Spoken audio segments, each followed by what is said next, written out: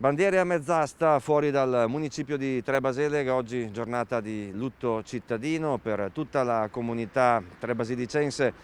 Tra le persone c'è ovviamente un sentimento molto forte di cordoglio, di incredulità, di mestizia, proprio anche a ridosso delle festività. E quello che emerge proprio è il senso di comunità, di vicinanza per le famiglie colpite dalla tragedia di Sant'Ambrogio.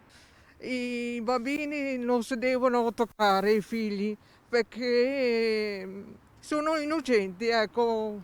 E io quando ho sentito questa tragedia sono rimasta male, ma il padre non doveva fare questa cosa, non doveva fare. Veramente una tragedia brutta.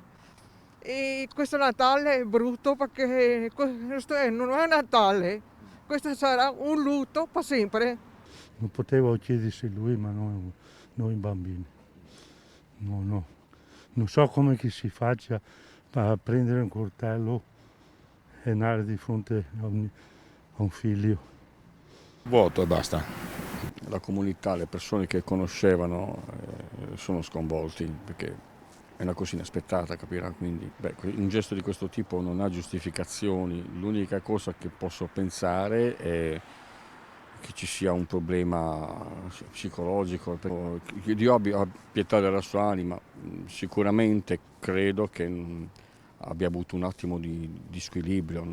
Lo conoscevo bene, quindi è una tragedia grandissima, è una tragedia che non è da commentare, non è proprio da dire niente. Mi dispiace per la mamma, di lui, dei bambini e anche per lui perché